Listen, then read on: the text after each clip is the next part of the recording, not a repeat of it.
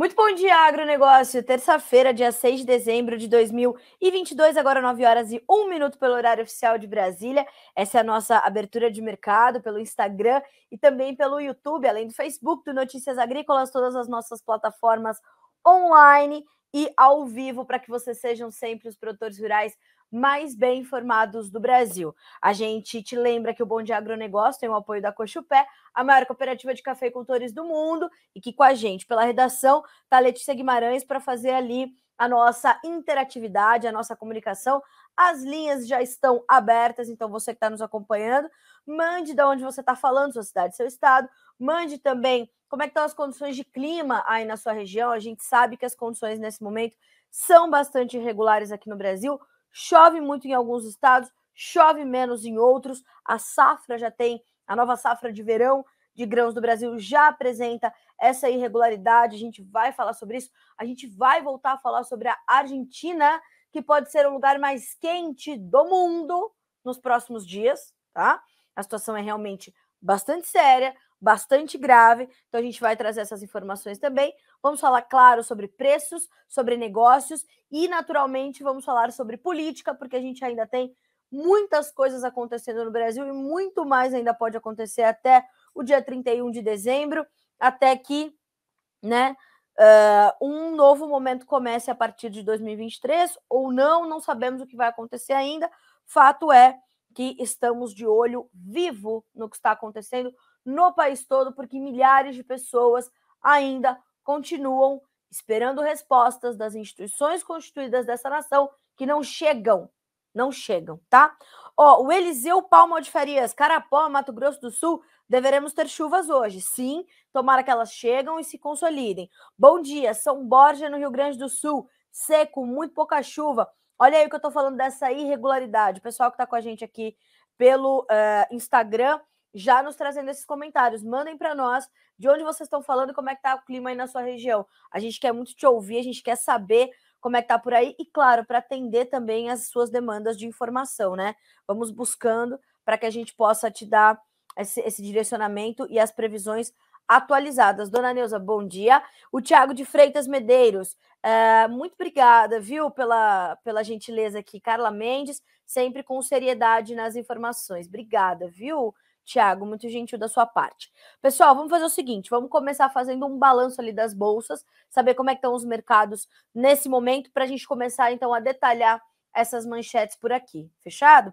Olha só, primeira coisa, Bolsa de Chicago, a soja está subindo bem hoje. Sobe 1,05% agora no contrato janeiro, para valer 14 dólares e 53 centos por bushel. O milho, 6 dólares e 43 por bushel e 0,5% de alta. O trigo subindo um tiquinho só, 0,01%, é um dos nossos destaques hoje, 7 dólares e 39. A gente vai falar sobre o mercado do trigo, que ontem bateu nas suas mínimas em 13 meses, tá?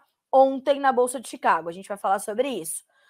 Ainda na Bolsa de Chicago, o farelo de soja sobe 1,09% e o óleo 1,01%. Então a gente tem no farelo 436 dólares mais 80 centos por tonelada curta, o óleo com 63 centos mais 26 por libra-peso. Ontem o óleo cedeu bastante, também a gente vai falar sobre isso já já. Bolsa de Nova York, café subindo, tem alta de 1,1% agora para 1 dólar e 64 mais 43 por libra-peso. O açúcar, 19 centos mais 57 por libra, uma pequena alta de 0,1%. O algodão sobe 1,06% para valer 84 centos mais 79 por libra no primeiro contrato.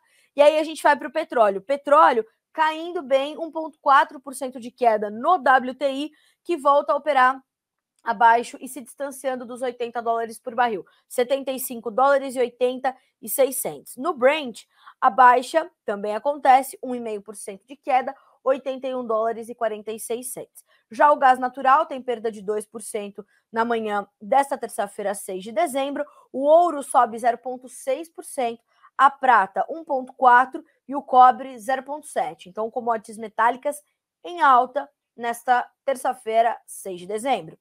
O dólar index continua sua trajetória de baixa dessa semana, Ontem recuou, hoje continua caindo, 104.983 pontos, a perda agora é de 0,3%. O dólar comercial aqui no Brasil está começando agora os seus negócios, está acordando agora o mercado cambial e já já a gente te atualiza. Ontem o dólar fechou em alta, o que ajudou a dar um pequeno estímulo ali à formação dos nossos preços, mas estamos ali com poucos negócios nesse início de semana, porque ontem, né, foi jogo da seleção brasileira na Copa do Mundo do Catar, ganhamos de 4-1 da Coreia, estamos nas quartas de final, onde deveremos enfrentar a Croácia, e aí, começando a semana, já com o jogo do Brasil às 4 da tarde, meu amigo, quase não teve negócio, não só na soja, né? Quase não teve negócio na soja, no milho, no trigo, no café, foi um dia bem morno. Mas a gente, claro, está com tudo aqui no radar e vamos acompanhar o Brasil na Copa? Vamos, mas né, vamos manter o foco aqui, porque realmente a volatilidade segue grande entre as commodities agrícolas, o que é natural para esse momento, e é esperado isso, principalmente porque a gente está no meio para os grãos, principalmente soja e milho, mas também para o café, no pico do mercado climático sul-americano. Temos também aqui, ó, uma pergunta do pessoal aqui, ó. Quando teremos chuvas no Rio Grande do Sul, São Borja? Vou perguntar para a Virgínia, aí a Virgínia já consegue nos trazer um panorama, né? É já que ela nos manda a resposta por aqui. Então vamos ter essa informação já da Virgínia. Temos também aqui alguns comentários sobre as chuvas, né? Ó. Renato Lacerda de Linhares, Espírito Santo. Bom dia, Carla. Aqui o tempo está estável, 25 graus, coisa boa. Vamos ver também aqui, ó. Bom dia, Promissão, São Paulo. Bom dia, Rafael. Muito seco, sem chuvas em Caracol. Bom dia, Vereno, Paraná. Chuvas irregulares, locais com chuva e de outro lado, nada. É por aí. O pessoal de Rio Verde, Goiás também conosco, Bragança Paulista, São Paulo também muita chuva. Aqui no interior de São Paulo chovendo bastante, né? Temos também, bom dia, Campo Novo do Parecis, nublado e chances altas de chuvas, segundo o Gabriel Bordim. E nós temos aqui perguntas de por que não estamos ao vivo hoje no noticiasagricolas.com.br. Pessoal, hoje a gente está transmitindo um evento sobre nutrição e correções para solo, soluções para solo, tá? Por isso que a gente não está ao vivo por lá. Então, estamos ao vivo concomitantemente no YouTube com este evento e promovido pela Viter. E também o Bom Dia Agronegócio, mas no site, hoje a prioridade é as soluções para correção e nutrição do solo. Amanhã estamos de volta lá, tá certo? Bom, passamos pelos preços que estão em andamento, vamos dar uma olhadinha no que já está fechado, que é a Bolsa de Dalian, mercado futuro lá na China. Olha só, o farelo fechou estável, o óleo em queda, o milho também em baixa. Nós temos na China uma influência muito forte dessa questão do Covid ainda, que a gente vai tratar desse assunto já. A confusão continua, segundo o meu amigo Eduardo Vanin, analista de mercado da Agriinvest Commodities. Por quê? Porque vai relaxar as medidas, não vai relaxar, não vai relaxar. Agora, Beijing, ou Pequim, a capital chinesa, está no movimento de relaxamento das medidas de contenção ao Covid, também vamos falar sobre isso já. Então, atenção. Temos também aquele resumão do Vanin, financeiro mais fundamentos. Eu sempre compartilho ele aqui com vocês, por quê? Porque a perspectiva do Vanin é bem ampla, então isso é importante para você colocar aí alguns pontos de atenção no teu próprio radar, né? A gente traz aqui um radarzão geral, mas faça o seu próprio radar, pontuando ali o que é mais importante do que eu falo aqui para ti, tá bom? Ó, rápidas da manhã por Eduardo Vanin. Bolsas de lado depois da forte queda na véspera, ontem foi dia de derrocado. A exceção, novamente, é a China, com alta de 0,5%. A taxa de câmbio na China continua caindo. O yuan está no maior nível contra o dólar em mais de 2 meses. Investidores no Ocidente continuam debatendo sobre a taxa terminal de juros nos Estados Unidos. Petróleo apanhou feio ontem, perdendo o suporte dos $80 por barril e depois dos 78. Isso para o WTI, tá? Como eu já adiantei aqui os preços. Clima seco na Argentina para 15 dias dá suporte aos futuros do farelo de soja na CBOT. Onda de calor para essa semana para Argentina, Paraguai e sul do Brasil. O Laninha vai perder força somente a partir de fevereiro. Com essa colocação do Eduardo Vanin, vou puxar já a nossa primeira manchete.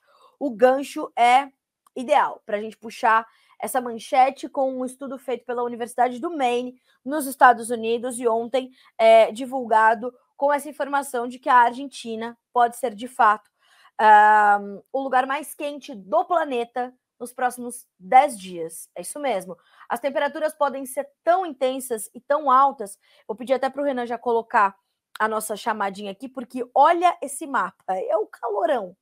É o calorão. Aí, se vocês olharem ali no cantinho, né? No cantinho esquerdo, para vocês, para a Argentina, a gente está falando de temperaturas que podem superar o que é registrado no deserto do Saara, por exemplo, segundo esse estudo do Instituto de Meteorologia da Universidade do Maine. Então, essa notícia já está detalhada para vocês aqui no Notícias Agrícolas desde a tarde de ontem, mas achei muito pertinente a gente compartilhá-la logo cedo aqui no Bom Dia Agronegócio. Por quê? Porque esse é um ponto-chave para esse suporte às cotações da soja na Bolsa de Chicago e, naturalmente, do farelo e do óleo. A Argentina é o maior exportador global dos dois derivados.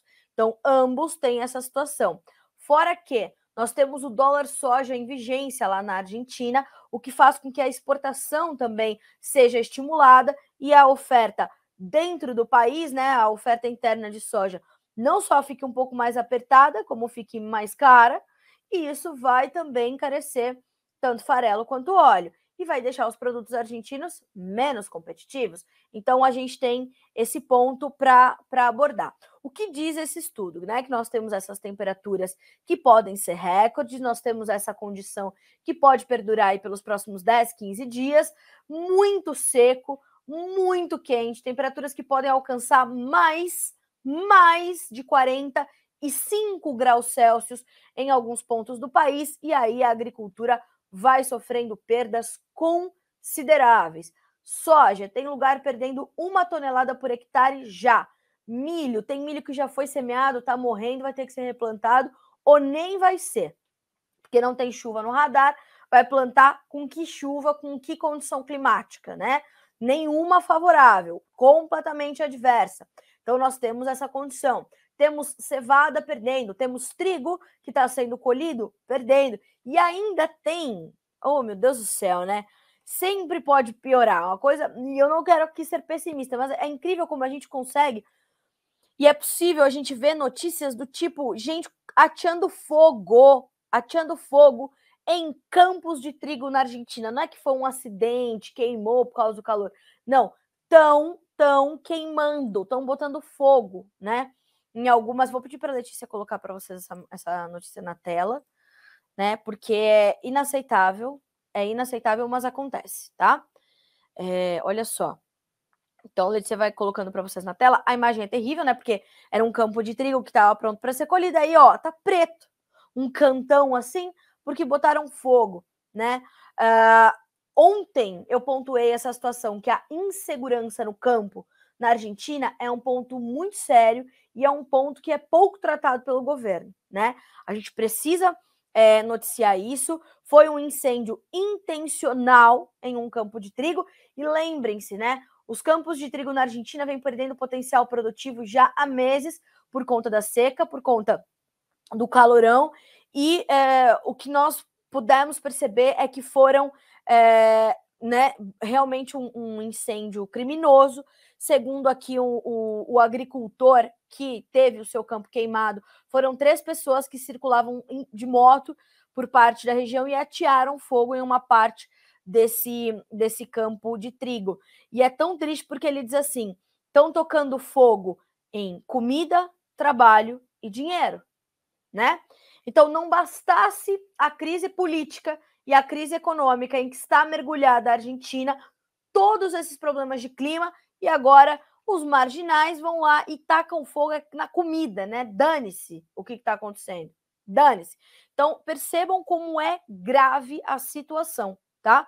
Como é grave a situação. A imagem está na sua tela para você perceber como é que as coisas estão acontecendo, certo? Então, a Argentina tem essa situação. Não só sofre a agricultura, como sofre também a pecuária. A pecuária pode ter uma redução até 2023 de 1 milhão de cabeças de bezerros, não só pela perda dos animais, pela morte dos animais, pelo calorão, mas também pelo menor índice de vacas prenhas, né? Existe todo um cálculo feito ali pelas instituições de classe argentinas que mostram que realmente nós temos essa possibilidade de perda de até 1 milhão de cabeças de bezerros na Argentina por conta dessa onda de calor, desse tempo seco e muito quente. O que nós já temos de informação até agora dos efeitos sobre isso, além desse 1 milhão de cabeças a menos de bezerros? Na província de Buenos Aires, 13 municípios tiveram um estado de emergência agropecuária declarado por conta dos danos causados pela falta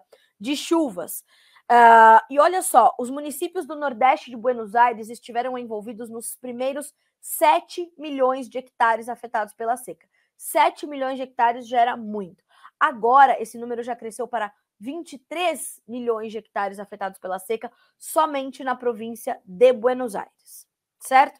Temos também a região de Córdoba, que está pedindo ao governo que considere como áreas de desastre agropecuário os locais em que foram registrados incêndios, esses sim causados pela condição climática, entre agosto e novembro. Em Córdoba, são cerca de 35 mil hectares afetados, só na região de Córdoba. Todos esses problemas que a gente registra, eles estão acontecendo no que a Argentina chama de zona núcleo, que é o coração de produção da Argentina, né? Então, essa zona núcleo está 100% afetada, claro que é diferente em cada ponto dessa área, dessa região, mas 100% da zona núcleo está sob uma condição muito severa. Por que se pede essa declaração de estado de emergência, essa declaração de estado de desastre? Tem tudo isso, né? E por que a gente tem essa condição? Porque quando a gente tem esses estados declarados, a gente tem prorrogamento para pagamento de tributos, pagamento de parcelas de financiamento, tudo é revisto, né? Todos os compromissos financeiros do produtor rural é revisto, isso acontece aqui no Brasil também. Então, só para pontuar o que está acontecendo na Argentina, porque é realmente, além de tudo, né? Além de tudo, é uma situação triste. É cruel que a gente pode perceber. Os últimos números do Guia Estratégico para o Agro, da Bolsa de Comércio de Rosário, mostram que cerca de 200 mil hectares de soja estão em condições ruins e cerca de 1,2 milhão em condições regulares. No milho, dos 200 mil hectares que já foram plantados, são cerca de 110 mil em situação ruim ou regular. Aí um sojicultor muito experiente e muito renomado na Argentina, o senhor Rodolfo Russi, trouxe uma perspectiva falando sobre a perda da janela ideal, da data mais adequada para o plantio da soja na Argentina. Ele diz, abre aspas, quando o plantio da soja é adiado de 25 de outubro para 25 de novembro, na zona núcleo, estamos falando de uma perda de 25 quilos por hectare por dia. Mas quando o atraso ocorre entre os primeiros dias de dezembro até o dia 10, já se fala em perdas de mais de 100 quilos por dia. A partir de dezembro, as perdas são abruptas. É isso que está acontecendo. E claro que tudo isso, né? Agora eu vou pedir para a gente mudar a tela da manchete, porque falamos do quadro climático, vamos falar do quadro mercadológico, da formação de preços. Então, o que nós temos? Soja em grão, farelo e óleo em alta. Por quê? Volto a repetir, Argentina, maior exportador de farelo, maior exportador de óleo, está com o dólar soja em vigência do dia 28 de novembro até 31 de dezembro, 230 pesos para $1, para tentar estimular a comercialização, gerar divisas para o governo. Isso já está acontecendo, acontece num ritmo um pouco mais contido do que aconteceu na primeira rodada em setembro, mas está estimulando a comercialização.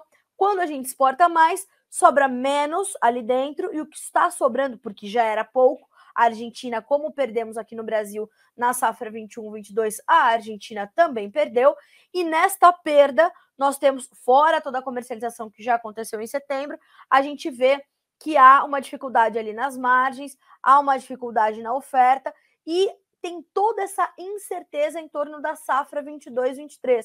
Aí, meu amigo, não tem condição. Não tem condição. Farelo já subiu ontem. Ontem foi uma queda de braço. Farelo, óleo, farelo, óleo. O óleo caiu forte, o farelo subiu bem. Hoje, o óleo já vai acompanhando o farelo e as altas que eram de pouco mais de 0,5% mais cedinho, perto de 7,5%, 7,40%, já começaram a se intensificar e passam de 1%, como é o caso do grão de soja também nesta terça-feira. Então, essa condição na Argentina tem dado um suporte importante às cotações da soja, do farelo e do óleo, né? Lembrem-se, é o mercado climático da América do Sul. É o pico do mercado climático. A gente tem toda a condição da safra, de desenvolvimento da safra para acontecer. Enquanto isso está em desenvolvimento, a volatilidade vai continuar. Até porque já há 2, 3 anos, uma nova safra não se desenvolve num cenário normal, né? De pouca interferência do financeiro, né? Nós temos tido uma interferência, principalmente desde o início da pandemia, muito séria. Então, isso traz um peso maior para essas informações do clima. Fora que o mercado esperava uma safra saudável da América do Sul para começar a recompor os estoques. Mas, Carlinha, a safra americana veio menor do que o esperado, né? Cerca de 10 milhões de toneladas, 9 milhões de toneladas menor do que o esperado. Então, o mercado já conhece a oferta norte-americana e agora monitora a sul-americana. Então, esse ponto é o vetor principal do mercado de soja neste momento. Claro que a questão do próprio dólar soja, a questão do financeiro, toda a questão macroeconômica, geopolítica, o cenário financeiro, a recessão, a taxa de juros nos Estados Unidos mexendo com o câmbio, claro que tudo isso continua interferindo. Mas como os problemas se intensificam por aqui, nós temos essa atenção maior voltada para a questão climática. Além disso, nós temos que olhar também para a China. O que está acontecendo na China até agora? Nesse momento, vamos recorrer novamente ao meu amigo Eduardo Vanin, que fala o seguinte: ainda está um pouco confusa a situação da China. Nós tivemos a manutenção e a intensificação da severidade sobre as medidas de contenção à pandemia de Covid.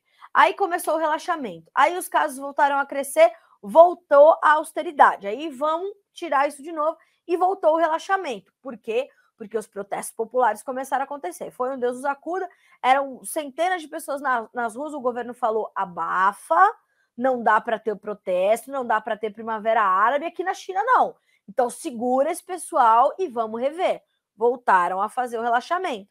Só que, como as coisas, as informações que partem da China, elas são meio confusas e elas quase que chegam para nós de forma parcial, né? A gente vai ter essa condição mais preocupante, né? Então, a gente vai ter que olhar para isso também. Aí, o que nos diz Eduardo Vanin? Na China, a cidade de Beijing também aderiu ao relaxamento. Xangai, Tianjin, Chongqing, Guangzhou e Shenzhen já começaram na semana passada a permitir que casos assintomáticos cumpram a quarentena em casa e abandonaram o código verde para a entrada de pessoas nos serviços públicos, shoppings, prédios e supermercados.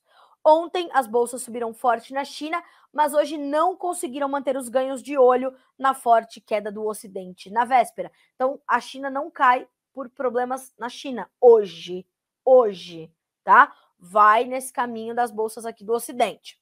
O Yuan bateu ontem 6,95 contra o dólar, a mínima desde setembro. O mais interessante é que algumas cidades não estão mais testando o Covid como antes. Quiosques estão sendo desmontados. O que os olhos não veem, o coração não sente? Te questiona Eduardo Vanin. É certo que os testes continuaram no rigor de antes. A China estaria vendo os casos crescendo, o que já não justificaria o relaxamento do Covid-0.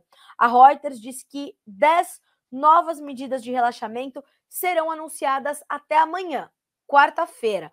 Tem gente que fala que uma delas será a reabertura da China para o mundo, talvez o passo mais firme para o relaxamento do zero Covid, que aí sim, caso seja anunciado, se confirme, aí a gente pode ver um impacto ainda mais sério no mercado, tá? Então, olhar para a China é constante. Precisamos manter esse foco, precisamos manter esse monitoramento. Carlinha, como é que isso chega no mercado da soja? Isso chega principalmente sobre a questão do consumo. A questão do consumo não só de soja em grão, mas os demais setores que consomem essa soja para produzir farelo, para produzir óleo e destinar esses derivados a outros setores. Então, aí que está o ponto de atenção. Aí é que a gente tem que ter esse entendimento de para onde vai essa soja, como ela será comprada. Ontem, o USDA, o Departamento de Agricultura dos Estados Unidos, anunciou uma nova venda de soja para os chineses, de 130... E a cabeça da jornalista já foi melhor, né? Vamos ver aqui, ó. 136 mil toneladas, 130 mil toneladas de soja para a China. O volume é todo da safra 2022-2023 e a China continua fazendo algumas compras no Brasil, algumas compras nos Estados Unidos. E claro que agora vai aproveitar esse estímulo que vem da Argentina e vai comprar uns barquinhos lá também para garantir o seu abastecimento para concluir dezembro e para começar janeiro. A gente já vinha noticiando aqui que a China precisava fazer algumas compras para fechar o ano com seu abastecimento adequado, não só para fechar 2022 abastecida, mas para que o tempo logístico fosse cumprido e 2023 já começasse também melhor abastecida, porque o que aconteceu esse ano? Demorou para comprar, ficou, não vou comprar, conta gotas. O que aconteceu? Apagão de farelo, tinha pouca soja para esmagar, margem lá em cima e foi um Deus nos acuda. Então agora vamos planejar direitinho, porque precisamos alimentar a população pequenininha da China, 1 bilhãozinho de pessoas e um pouco mais. Então, essa é a cena do mercado da soja, do farelo e do óleo. Atenção total, redobre a sua atenção, deixe o Notícias Agrícolas aberto no seu navegador, vai seguir o @jornalista da soja. Se está nos acompanhando no YouTube e ainda não segue também o Notícias Agrícolas, direto para esses perfis, para ficar por dentro de tudo, as informações vão chegando para vocês ao longo do dia, tá certo? Neste momento, os ganhos continuam superiores a 14 pontos. O maio, que é a referência para a nossa safra, importante referência para a formação dos nossos preços, 14 dólares e 67 cents por bushel. Esse é o mercado, portanto, e seguem as altas no farelo, seguem as altas no óleo. Bom, vamos falar também, senhoras e senhores, sobre o trigo, que hoje está subindo um pouquinho, nada demais, mas essa alta na soja dá um suportezinho, vai puxar o milho também, que também está em campo positivo, vai dar pelo menos um colchãozinho ali para o trigo. As altas em Chicago agora variam de 0,25 a 1,75. Nada muito forte, mas com espaço para dar pelo menos esse fôlego aos preços que ontem recuaram novamente e testaram suas mínimas em 13 meses na Bolsa de Chicago. Segundo as informações, essas condições de baixa do mercado, elas se dão mesmo com fundamentos positivos para o trigo. Um cenário semelhante ao que a gente tem visto no café, por exemplo. Então, nós temos condições de problemas, né, condições climáticas adversas no hemisfério norte, no hemisfério sul. Temos uma perda considerável na produção e na exportação argentina, em outros países importantes e determinantes desse cenário, como a Austrália, por exemplo, mas mesmo assim os preços vão testando essas baixas. Parte disso vem também pela condição da manutenção do corredor de exportação ali dos produtos ucranianos e russos, e ambos são os dois maiores exportadores globais deste produto, então isso é importante a gente pontuar, porque continua essa condição no radar, e nós temos essa situação. Lembrando que, além dessa oferta enxuta que nós temos ainda uma demanda muito presente. Quando a gente fala de trigo, a gente precisa lembrar duas coisas. Que o trigo é base da alimentação de milhões de pessoas no mundo todo, milhares de populações têm a base da sua alimentação no trigo. E o trigo é uma cultura onde a gente tem o ano inteiro alguém está colhendo trigo no mundo e trazendo essa oferta ao mercado. Mas como nós tivemos problemas na última safra, estamos tendo problemas nessa, nós temos uma oferta enxuta.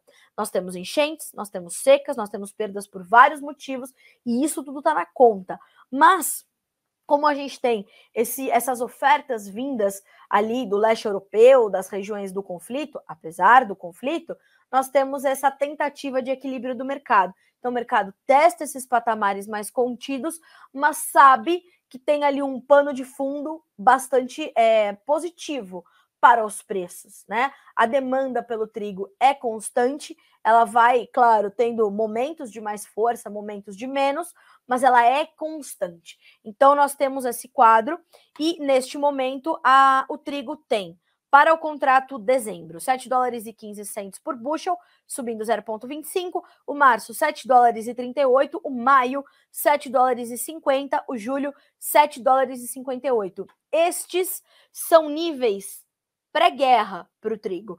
E a guerra e o mercado do trigo estão completa e totalmente relacionados. Então, não dá para desviar. Quando você está acompanhando o mercado de trigo, é olhar para essa condição da oferta global, temos problemas, temos que olhar para a demanda, como é que ela está se comportando, temos que olhar para a questão climática, temos que olhar para a questão da guerra, e aí eu já vou puxar também para milho e soja e algodão. Sexta-feira, dia 9 de dezembro, que mês que é esse? Dezembro, né? Dia 9 de dezembro tem novo relatório mensal de oferta e demanda do USDA. O Departamento de Agricultura dos Estados Unidos vai atualizar os seus números, vai mexer nas safras ali, e o trigo pode ser um ponto de bastante atenção neste relatório do dia 9, neste relatório de sexta-feira, certo? Então, coloca aí na tua agenda, já coloca um alerta no teu celular, que sexta-feira, 14 horas, horário de Brasília, é dia de novo relatório do USDA, vamos saber como é que ele vai mexer com os preços. E parte dessa estabilidade também das cotações em ambos os mercados, milho e trigo, também se dão nessa espera, nessa expectativa, nessa preparação para o relatório do USDA. O relatório de dezembro não costuma ser um relatório pesado, de difícil de gestão pelo mercado, mas né, o USDA vem surpreendendo bastante nos últimos meses, o que nos garante que não vai fazer isso também amanhã não, sexta-feira, né? Vamos ver, porque o USDA sempre pode nos surpreender, moça, sempre pode nos surpreender. Bom, seguimos então e falamos dos grãos. Antes da gente passar só para o café, que a gente tem bastante coisa para falar do café hoje, vamos dar uma olhadinha no milho lá na B3? Como é que estamos? Em pequenas baixas hoje, janeiro, R$ 87,01 por saca, 0,3% de queda. Março, R$ 90,33, 0,09% de baixa. Maio, R$ 90 por saca, estável. E tem sido assim este mercado lateralizado do milho, sem grande mudança, sem grande movimentação, mas muito focado na exportação. Estamos lá em cima, estouramos no norte, hein? Quando o assunto é milho, Brasil goleou este ano. Fechou novembro com 6 milhões de toneladas embarcadas de milho, e aquilo que não embarcamos o ano passado, que tiver uma perda histórica, vamos embarcar esse ano, graças a Deus. Isso é resultado do teu trabalho, isso é resultado da tua resiliência, da tua competência e do grande papel que você desempenha na economia do país, gerando empregos para produzir esse milho, fazendo a economia circular, pagando os seus tributos e principalmente trazendo essas divisas para o país. Isso é completamente importante. Veja a relevância do seu trabalho, né? Parabéns para você que está fazendo milho e que está mandando milho para a China depois de 8 anos de acordos e desacordos, costuras e alinhavos para a gente mandar milho para os chineses. Nosso status sanitário lá em cima, o nosso milho é um dos melhores do mundo e a gente agora chega no maior mercado e aí é sucesso, tá? Mantenha seu foco e é isso. Bom, vamos voltar aqui para os nossos comentários, né? Porque hoje tem um montão de gente conversando com a gente. A Ju Magalhães, sobre clima mesmo, Carlinha, fala um pouco sobre a previsão do tempo para 2023. Laninha vai realmente deixar de vigorar? O clima se estabiliza ou Laninha entra? Ju, a gente já está sob a influência do Laninha e o Laninha deve perder força só em fevereiro, tá? Que era uma situação que a Virgínia já vinha adiantando aqui no Notícias Agrícolas. Eu sugiro que você sempre acompanhe a Virgínia, ela tem informações diárias, quentinhas, atualizadas todos os dias. Ela fala com uma série de meteorologistas para nos trazer isso. E a possibilidade é que realmente o Laninha só se desfaça, a gente comece a entrar num período de neutralidade a partir de fevereiro. Então, temos já a influência, essa condição da Argentina, que eu detalhei muito hoje, é reflexo do Laninha, esse excesso de chuvas aqui é resultado do Laninha, essa onda de calor que vai chegar, né, também ao Paraguai é reflexo do Laninha, então estamos sob a influência do Laninha. O que esperar para 2023? Inclusive, antes disso, a Virgínia já trouxe a resposta aqui para São Borja e para todo o estado do Rio Grande do Sul. Ela falou assim, Mendes, a Virgínia me chama de Mendes, né? Para lá tá ruim de chuva. Eita! O modelo do NOAA, que é o Serviço Oficial de Clima do governo americano, né? Ou o INMET para eles, mostra que para os próximos 15 dias não são esperados bons volumes de chuvas. O mês de dezembro ainda sob a influência do Laninha. Não tem quase nada de chuvas para essa região. Aliás, para o estado todo. Então, todo o estado deve ficar com esse, né, com esse sentimento aí de preocupação, porque realmente a gente tem essa condição, então, de manutenção desse calorão e dessa falta de chuvas para o sul do Brasil. Para outras regiões do país, a gente vê a chuva chegando de forma um pouco mais irregular, mas chegando, o que acaba sendo bom. Então, vamos ficar de olho. Mas, Ju, obrigada pela tua pergunta. Seguimos sob a influência do Laninha, tá? O Leandro Cavalcante, bom dia, Mato Grosso tem chuva, olha aí, coisa boa. Renato Lourenção, este barco de milho enviado à China pode mexer com o mercado de milho e soja? Renato, bom dia, obrigada pela pergunta. Acho não. O mercado já sabia que isso ia acontecer, já precificou, já viu, já aconteceu. O mercado de exportação de milho, ele tá muito bom, a paridade vai bem. Vamos buscar aqui a análise do Vlamir para começar a semana, mas isso já estava na conta. E antes mesmo da gente mandar esse barco para a China, o mercado de Porto já estava registrando melhores negócios do que o mercado interno. Então é quase que uma confirmação só do que o mercado vinha sinalizando, tá? Não deve ter grande mudança, não. Né? Não deve ter, mandamos milho para a China efetivamente, o preço vai subir. Não, isso veio acontecendo. O mercado foi construindo esse movimento, né? Por isso que a gente, volta a dizer, a gente tem bons preços sendo pagos ali para o milho brasileiro nos portos, tá? Então, não deve ter grande variação por isso. O Mário Reis Almeida, bom dia, Agro, bom dia, Carla, bora para as primeiras notícias do dia, Força Brasil, Força Agro. Bom dia, Carla, Alfenas, Minas Gerais, muita chuva, em Minas está chovendo demais. Inclusive, pessoal do Bom Dia Agronegócio, que está nos acompanhando, se vocês tiverem mais informações, deixa eu ver aqui o pedido da Virginia Alves. Vejam, se vocês quiserem me mandar a situação em estados, se vocês estiverem, já sei que tem gente aqui, do Espírito Santo, Santa Catarina, Paraná, Bahia na região de Luiz Eduardo Magalhães. A gente está fazendo aqui esse balanção dos estragos causados pelo excesso de chuvas, pelas cheias, pelas enchentes. Então, mandem para nós essas informações e aí a gente vai também reportando por aqui, tentando ajudar da melhor forma, tá? Mandem para nós o nosso WhatsApp. Vou pedir para a Letícia deixar também lá nos nossos perfis, é 19 997 67 0241. Repetindo, 19 997 67 0241. Manda para a gente pelo WhatsApp, tem uma equipe lá pronta para te responder. Mande cidade, estado, nome e sobrenome para a gente poder acreditar a sua imagem, tá? E claro, se você não tiver em uma dessas regiões que eu falei, não tem problema nenhum. Teve problema aí na sua região? Manda pra gente. Tá tudo excelente? Quer mandar a sua linda lavoura de soja, de milho, seu café? Manda também, porque a gente não quer receber só notícia ruim. Claro, fique à vontade para fazer a sua própria reportagem, o seu próprio registro do que você está vendo aí na sua região, tá certo? Então, mande para nós essas informações, que elas são muito importantes para a gente, volto a dizer, a gente poder atender as demandas de vocês de informação, certo? Vamos continuar por aqui. Obrigada pelos comentários e o pessoal pelas gentilezas. Olha aí, Virgínia, atenção, hein? O Vitor Tayer, chuva de pedra até hoje no sul de Minas Gerais. Pegou o café, Vitor? Pelo amor de Deus, de novo? né? Pelo amor de Deus. Ó, o Stefanello, será que é o Thiago? Não sei se é o Thiago, mas se for, bom, enfim, né? Stefanello Nogueira, bom dia.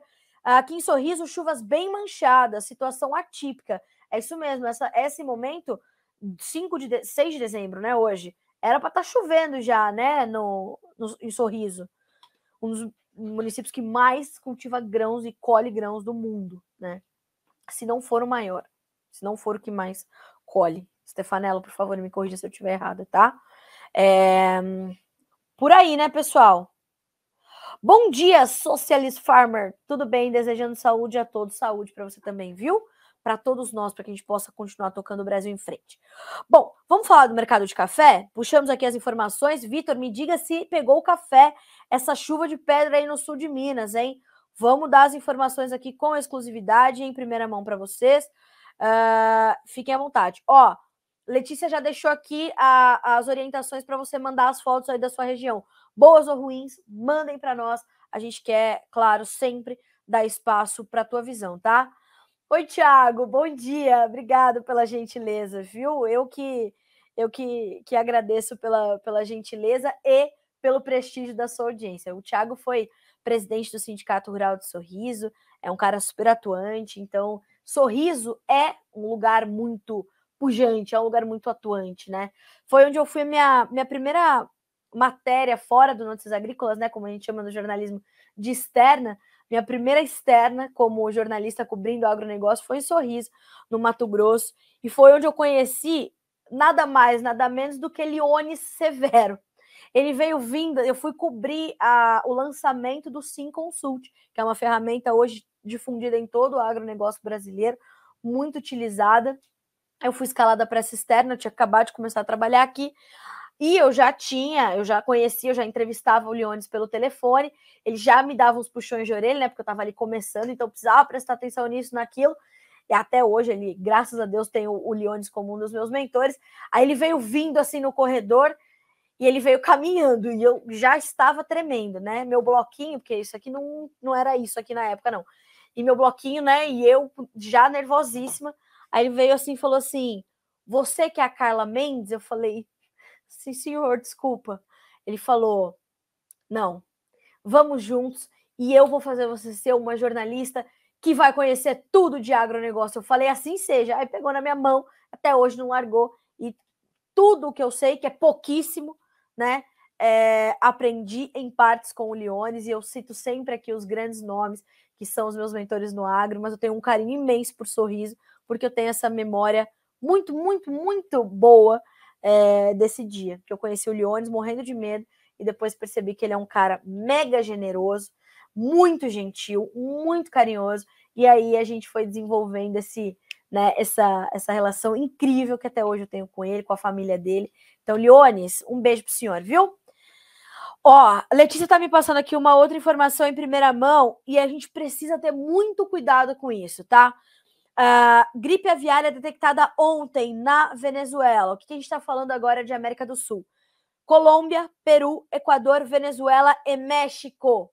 Argentina e Uruguai já estão trabalhando com medidas de proteção contra a chegada da doença. Aqui no Brasil, o Ministério da Agricultura, Pecuária e Abastecimento já deu essa sinalização e falou a mesma coisa. Já é hora de prevenir, tá? A doença a gripe aviária e essa variante da H5N1, ela tem sido muito devastadora. A gente tem recorde de aves abatidas nos Estados Unidos, 50 milhões e meio de aves foram abatidas e tiveram lá aquele, né, tem que enterrar com todo o protocolo por conta da questão sanitária. E é muito sério o que está acontecendo. E ela vem vindo. E a transmissão é rápida, né? A contaminação é rápida, até porque a gente tem aves selvagens, por favor, Lê, me corrija se o termo é esse mesmo, mas a gente tem essas aves, né, selvagens, a migração delas traz todo esse quadro, então a contaminação é rápida. A Letícia tem feito um brilhante trabalho para fazer essa cobertura, ela está em cima das informações destes principais países da América do Sul, da Europa, da América do Norte, então é importante você manter também, se você é avicultor, se você trabalha com isso, mantenha aqui o seu radar em cima do Notícias Agrícolas, porque a gente tem trazido fortes informações sobre isso. Como eu falei, Letícia está em cima sem piscar. tá? Então, é importante. Ó, as informações vão chegando porque eu falo, né? É o melhor time de jornalismo do Brasil. Rússia define taxar em 23,5 embarques de fertilizantes minerais a partir de 2023. A alíquota será adotada pelo país do leste europeu sempre que o preço superar $450 por tonelada. Se lembram que falei sobre isso por aqui? Chamamos Jefferson Souza para fazer a entrevista, para trazer mais detalhes? Pois é. Então, ó, tá definido, né? A gente falava dessa possibilidade porque aconteceu lá no final, no meados de novembro, nós tivemos essa informação, demos aqui no Notícias Agrícolas com exclusividade com o Jefferson Souza sempre ali, né, na nossa retaguarda, a grande parceria que a gente tem com a Agriinvest, e o que foi, então, feito lá em meados de novembro. Foram divulgadas as diretrizes para a taxação das exportações de fertilizantes pela Rússia. E agora isso foi, então, definido, tá? A partir de 1º de janeiro de 23, já teremos essa taxação de 23,5% dos fertilizantes minerais embarcados pela Rússia, sempre que o preço chegar a $450 por tonelada mais, tá? A notícia já está disponível para vocês aqui no Notícias Agrícolas, detalhada, vale a pena você checar, ver todos os detalhes, e a gente vai te trazendo mais informações à medida em que elas forem aparecendo e a gente conseguir trazer essas situações, tá? O Aldevino Neumann, bom dia, de Nova Mutum, Mato Grosso. Só pecuarista não está compensando? Tem melhoras no futuro? Aldevino, vamos entender que temos aí algumas melhoras para acontecer, segundo os analistas, consultores, os economistas, os próprios pecuaristas. Mas o que acontece, né? Vamos inverter? Vamos falar um pouquinho, então, do mercado do boi gordo? Acho que já trocamos, meu editor? Trocamos. Mateuzinho, bota o boi, então, na tela. Vamos falar de boi gordo? Que a gente vai responder aqui a pergunta do Aldevino Neumann. O que a gente tem, né? O que a gente já sabe sobre o mercado pecuário? Que talvez o pior já tenha passado, tá, Aldevino? Nós tínhamos essa preocupação muito severa nesses últimos meses, os preços vinham cedendo bastante, as exportações deram uma patinada, o consumo interno estava meio ruim, e tudo isso foi se agravando. E nós vimos a arroba perder patamares importantes. Agora, o que a gente vê é uma tentativa do mercado de recuperar esse fôlego. Se esperava que isso acontecesse agora em dezembro. Copa do Mundo, confraternizações, festas de final de ano, enfim, todas essas coisas. Então, nós tínhamos essa perspectiva, e ela vem acontecendo, mas de forma muito, muito tímida. Muito, muito tímida. O que nos disse ontem, né, a última informação que nós tivemos, e hoje, às 11h30, horário de Brasília, tem mais, tá? Olha só o que nos disse o Iberville Neto, que é diretor da HN Agro. Exportações de carne bovina brasileira in natura batem recorde, tanto em volume quanto em receita, antes mesmo do ano terminar. E China segue como grande comprador, mas Estados Unidos ganha relevância entre os nossos principais clientes e pode assumir a 2ª colocação no ranking dos compradores. Quando a gente vê Estados Unidos chegando, se aproximando da China, a China vindo buscar, isso tudo quer dizer que a gente pode ter, inclusive, uma melhora no preço da tonelada da nossa carne exportada, e claro que isso vai se refletir no boi China. Então, isso vai também, talvez, diminuir ali a distância para o boi comum. Então, todo esse mercado está amarrado, mas a gente vai precisar entender como essas notícias vão chegar efetivamente à formação dos preços. Ainda, de fato, ainda está um pouco tímida essa recuperação, e eu vou te trazer agora, e vou te sugerir, Adelvino, que vocês baixem, você, Adelvino amigo, e os demais colegas que estão aqui com a gente, baixem o aplicativo AgroBrasil, tá? Com Z de Zebu. @AgroBrasil, tá? E aí, o que você vai fazer? Você vai começar a registrar os seus negócios ali. E ali, quando você vai registrando, você vai dando mais transparência aos mercados, aos negócios. E essas referências que eu vou te dar agora, de formação de preços, são de negócios efetivados, que aconteceram na real, tá? Então, vamos dar uma olhadinha aqui nas informações que o meu amigo Daniel Lopes dividiu comigo ontem. Fechou o mercado, referência para começo dos negócios dessa terça. Poucos negócios registrados ontem. Claro, foi dia de jogo da seleção brasileira, mercado já começou a semana meio preguiçoso, as coisas começam a andar mesmo hoje, né? E aí, sexta-feira tem jogo de novo, ao meio-dia, então a semana está um pouco mais curta. Mato Grosso do Sul, captou o registro de negócios entre R$ 266 e R$ 267 reais por arroba. Escalas, 7,4 dias. Goiás, R$ 288 reais por arroba. Escalas, 5,4 dias. Perceba também, Aldevino e amigos, que as escalas estão mais enxutas do que vimos há alguns meses, 10, 12 dias, né? Era uma coisa louca, em plena entre-safra. Já começaram a ficar mais enxutas. O aplicativo não registrou negócios com boi gordo para Mato Grosso, Minas Gerais e São Paulo. Ainda assim, nós temos as escalas desses estados. São Paulo, 10,3 dias, Mato Grosso, 6,3, Minas, 6 dias e meio úteis de escalas. Essas escalas, pessoal, elas referem-se às indústrias que são acompanhadas pelo time do AgroBrasil, tá? E essas médias são para pagamentos à vista e livre de impostos. O que eu te sugiro? Baixa o aplicativo, está disponível em todas as lojas virtuais. Baixa, tem para iOS, tem para Android. Vai baixar o aplicativo, vai conhecer. Ali tem um timaço para te orientar e saber como isso vai ajudar a otimizar a tua comercialização, tá? E eu vou voltar, vou pedir para a Letícia até colocar para vocês na tela. Na tela não. No link do YouTube, e eu vou colocar o caminho para vocês aqui, do episódio Conversa de Cerca 76 com o Ronald Macuco, tá? Ele é analista pecuário da Pátria Agronegócios.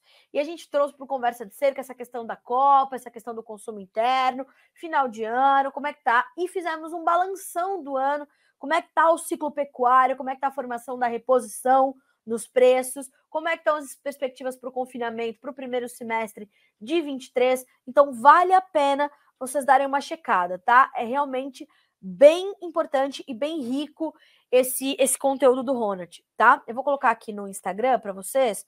É o seguinte, ó, menu podcasts.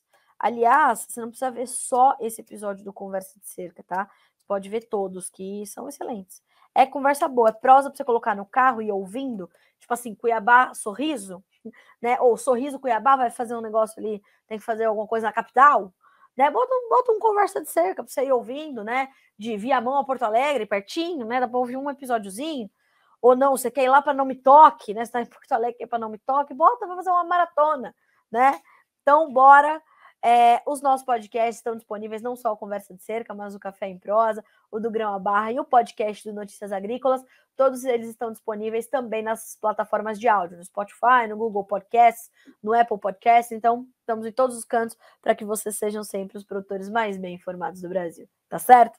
Bom, falamos então do mercado do boi, agora sim vamos falar sobre o mercado do café, que a notícia desta manhã de terça-feira, inevitavelmente, é a questão da Colômbia. Nós temos ali um registro de 6% de queda na produção colombiana de café arábica.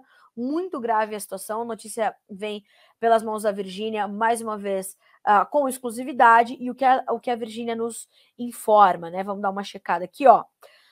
A produção de café arábica na Colômbia registrou uma nova baixa no mês de novembro. O ano tem sido marcado por chuvas expressivas no país vizinho, segundo o maior produtor de arábica do mundo, e que sente também, assim como no Brasil, os impactos do Laninha, já confirmando quebra de aproximadamente 1 milhão de sacas na safra 22 e necessidade urgente de renovação do parque cafeiro. De acordo com os dados atualizados pela FNC, a Federação Nacional dos Cafeicultores da Colômbia, a queda foi de 6% em relação ao mesmo mês de 21. O volume de café produzido no mês passado foi de 1.060.000 sacas contra 1.100.000 registradas no ciclo anterior.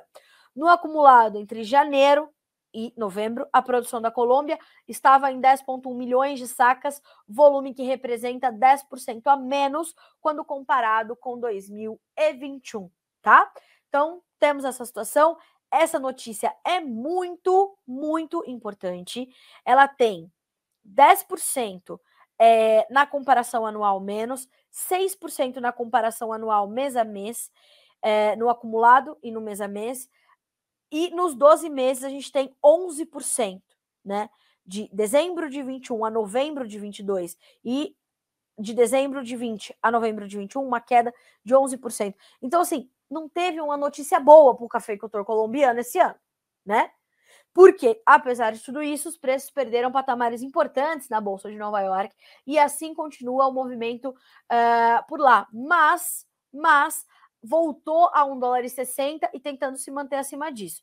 Vamos ver como é que estão as cotações agora. Então, demos... Ah, sim, e não só, antes da gente trocar a tela, não só a produção caiu, como as exportações também recuaram, tá?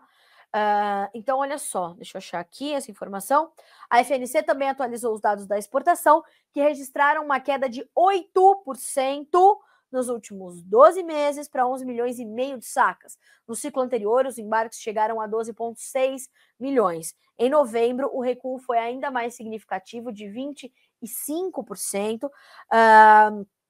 De sacas embarcadas, 854 mil. No mesmo período, foram mais de 1 milhão. Tá? Então, nós temos aí uma queda não só da produção, mas, claro, e naturalmente, das exportações também, o que é muito grave. Vamos ver como é que estão os futuros do Arábica negociados na Bolsa de Nova York? Agora sim, Matheusinho, pode trocar a tela para a gente falar sobre essas altas que são registradas nessa terça-feira, dia 6 de dezembro. Nós temos ali altas que variam de 0,6% a 1,8%. As altas mais fortes são registradas nos contratos mais alongados. Então, a gente está falando de dezembro com $1,61 mais 10 por libra, mas março, maio e julho já acima disso. Então, o março, $1,65 mais 50, o maio, 1,66 mais 25, o julho, 1,66 mais 45, altas para todos eles de mais de 1,7%. Destaque para o maio, que tem 1,84% de alta, tá? Então, o mercado do café arábica tem um fôlego, tem um respiro. E a gente vai também monitorar bem de pertinho, porque é realmente surpreendente o que está acontecendo nesse momento no mercado de café. Nós temos ali baixas consideráveis nos últimos meses, apesar de todos os problemas de oferta, todos os problemas climáticos, e agora volta para o radar também essa questão climática, tá? Fora essa questão da Colômbia, a notícia da Colômbia está detalhada no Notícias Agrícolas. A Virgínia ainda pontua duas situações. Mercado monitorando estoques e condições climáticas no Brasil, tá? Vamos ver como é que vamos terminar 2022 para os futuros do Arábica negociados na Bolsa de Nova York. E só para a gente passar ali pelo Conilon, tem bastante gente do Conilon que nos acompanha, né? Obrigada pela audiência. Vamos ver aqui como é que está o mercado de café Conilon, né? Na Bolsa de Londres, o Conilon também abriu com poucos ajustes nos preços. Março 23 tinha alta de $5 por tonelada, maio $6 e julho $4 a mais por tonelada. Já o setembro, $3 a mais. São preços que variam de 1.818 a 1.844 dólares por tonelada de café Conilon. Aqui dentro, o consumo do Conilon aumentou muito esse ano e a indústria continua focada ali nesse café, nos seus blends, em todo o seu potencial, e a perspectiva, vou reforçar, é de ultrapassarmos a produção vietnamita, que é a maior do mundo, de robusta em 5 anos. Foco e vamos manter o plano, certo?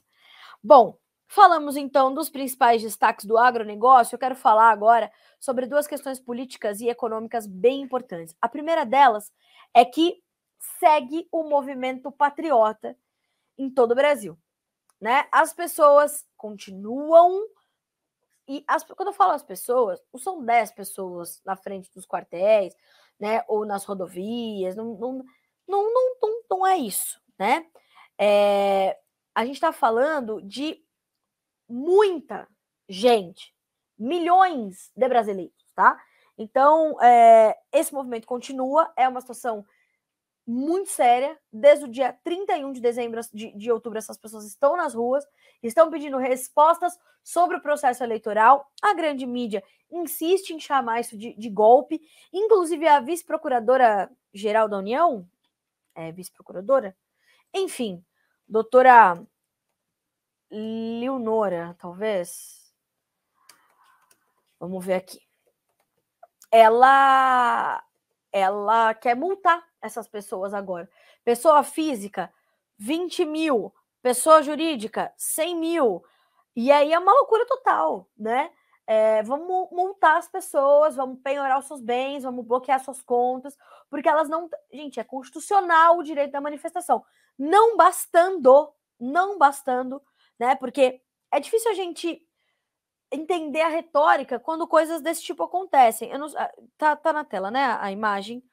Eu vou pedir pro Renan colocar na tela a foto que eu pedi que eu mandei para ele pra gente pra gente ilustrar esse momento.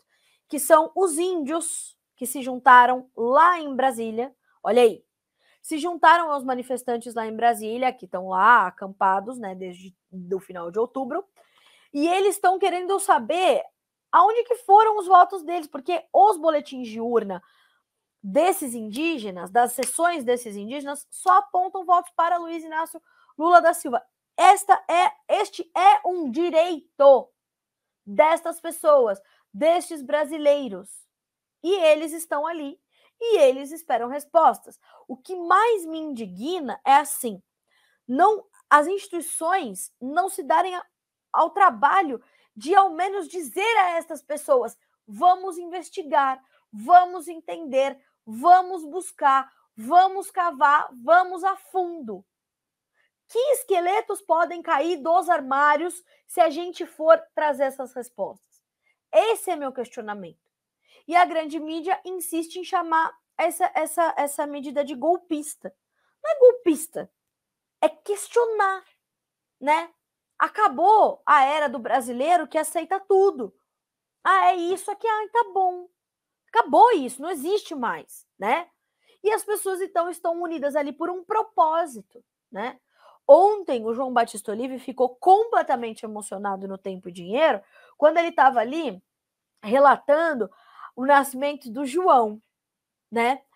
Sugiro que vocês busquem a edição de ontem, tá disponível aqui no Notícias Agrícolas, né? A edição de ontem do Tempo e Dinheiro, quando o João Batista Olive trouxe o registro do João, que nasceu. Pai e mãe estavam na manifestação, a mãe entrou em trabalho de parto lá em Sinop, no Mato Grosso, e aí foram pro hospital, o João nasceu e já foi logo enrolado na bandeira do Brasil, né? E o João Batista ficou muito emocionado. Por que o João ficou emocionado, né?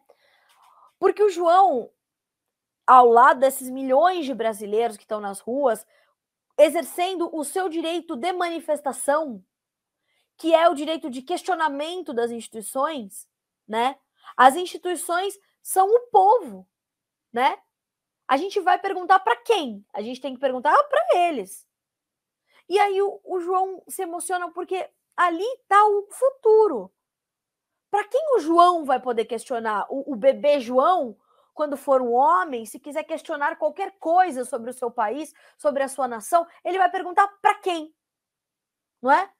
Então, a gente quer acreditar que aquelas pessoas que estão ali estão garantindo que lá na frente a gente possa perguntar e que nos será respondido, mesmo que a resposta não nos agrade.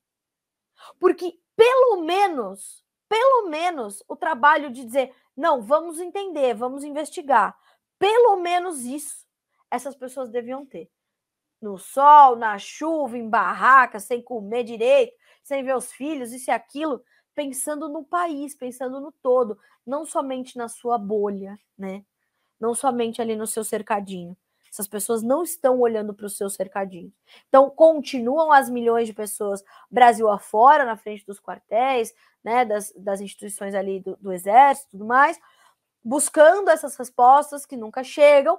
Tem mais pessoas indo para Brasília, tem carreatas, tem caravanas, tem um monte de gente indo a Brasília. Tá? E aí, por que eu coloquei aquela foto? Um grupo de 100 manifestantes contrários a Lula se concentrou em frente ao Hotel Meliá, onde ele está hospedado em Brasília, onde esteve nessa segunda-feira. Os manifestantes chegaram ao local em 3 ônibus logo depois do jogo da seleção brasileira, e nos primeiros momentos da manifestação havia apenas 6 agentes de segurança sem o equipamento para conter multidões, protegendo a entrada. Manifestantes afirmaram que um ovo foi atirado contra eles por uma janela do hotel. Eita, nós. A equipe de segurança de Lula mantinha todos fora do saguão. Além disso, 11 viaturas da Polícia Militar de Brasília e um micro-ônibus da tropa de choque chegaram ao local. E nós tivemos toda essa situação. Eu queria... aqui, ó, a informação que eu queria dividir. Os indígenas se juntaram a esses manifestantes e se manifestaram ontem contra Lula na esplanada dos ministérios. O grupo clamou por liberdade e teceu críticas à censura imposta aos brasileiros pelo Supremo Tribunal Federal e pelo Tribunal Superior Eleitoral, STF, TSE. Segundo o cacique Ataíde, que esteve na manifestação, um político condenado por corrupção não deveria concorrer a cargos eletivos. Abre aspas para o cacique. Nos países estrangeiros, uma pessoa que é presa e sentenciada por diversos juízes pode sair da cadeia e concorrer às eleições? Perguntou referindo-se a Lula, em conversa com a revista Oeste. O indígena diz ainda, abre aspas, a nação acordou e está vendo que não podemos entregar o país de mãos beijadas. Segundo ele, o governo de Bolsonaro retomou o espírito de patriotismo no Brasil. Queremos um país com dignidade, respeito e educação, em primeiro lugar. O atual presidente foi o primeiro a abrir a boca e dizer que os indígenas têm direito de extrair minério, arrendar a terra, fazer parcerias com fazendeiros. Ele é um homem trabalhador. Ele enfrentou um sistema todo. Ele ainda acusou o Partido dos Trabalhadores, isso aqui é uma matéria da revista Oeste, tá? Ele ainda acusou o Partido dos Trabalhadores de usar os índios como massa de manobra para vender o país e tapar os olhos dos indígenas. Ele diz que nenhum índio trabalha porque tudo é politicagem. Bolsonaro cortou as ONGs e tudo que estava abusando o direito dos índios. O indígena também rechaçou a hipótese de Bolsonaro ser preconceituoso. Abre aspas mais uma vez para o cacique Ataíde. Bolsonaro nunca separou as pessoas, negros, brancos, índios. Ele nunca separou o povo indígena dos brancos ou os brancos dos pretos. Somos a nação.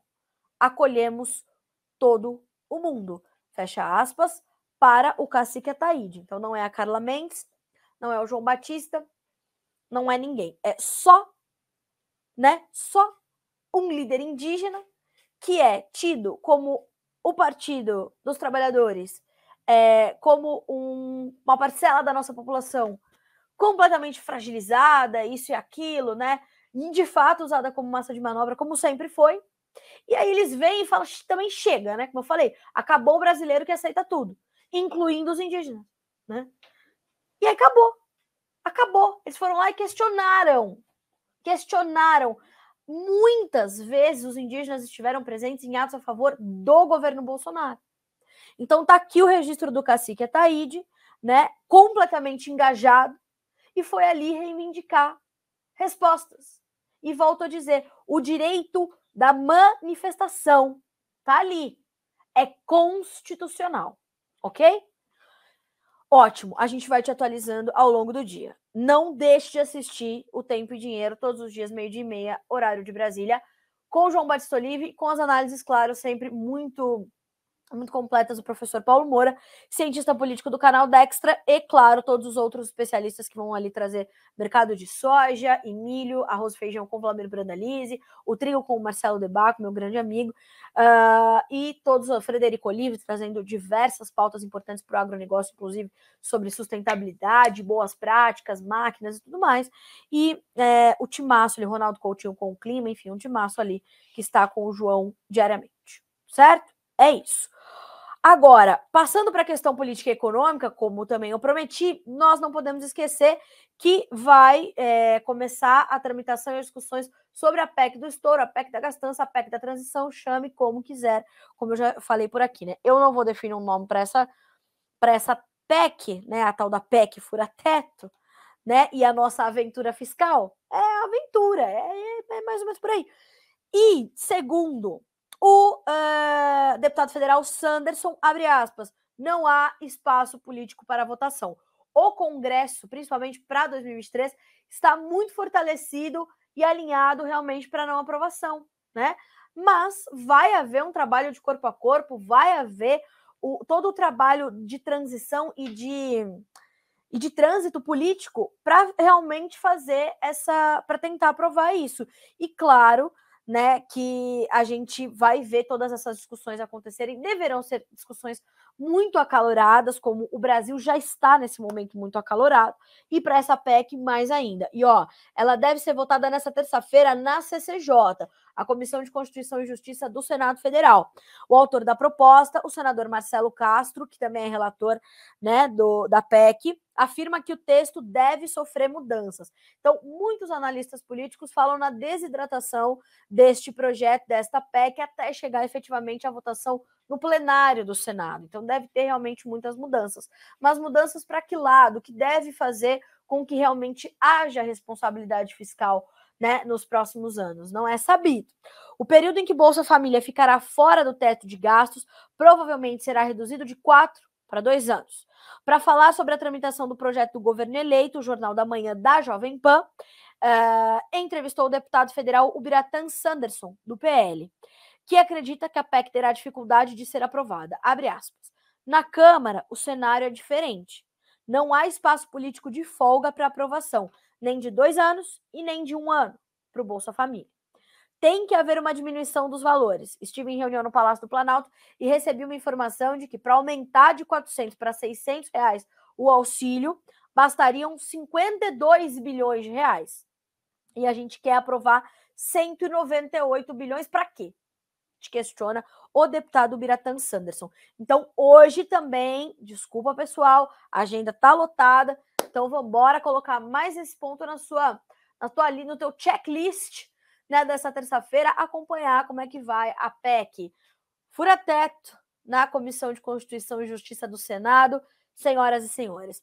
Agora são 10 horas e 12 minutos pelo horário oficial de Brasília, um Bom Dia Agro rico de informações, muitas perguntas, muita interatividade, assim que é bom, assim que a gente consegue atender, como eu falei, as demandas de comunicação de vocês, né? Já vimos que o clima está estourado para a gente saber o que vai realmente se confirmar, né?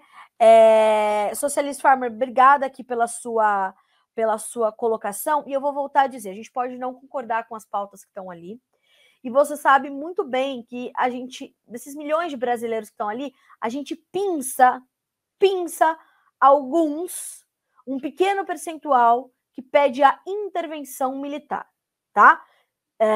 E sim, pedir a intervenção militar para tirar direitos dos brasileiros é crime, e a gente pinça essas pessoas. Mas a maior parte daqueles manifestantes não pede isso, a gente já debateu isso aqui em outro sentido, vamos superar este debate, mas eu reafirmarei neste canal, quantas vezes forem necessárias, que o direito da manifestação é constitucional. Então vamos superar esse debate, porque nós sabemos que a maior parte daquelas pessoas que estão ali não estão pedindo isso, tá?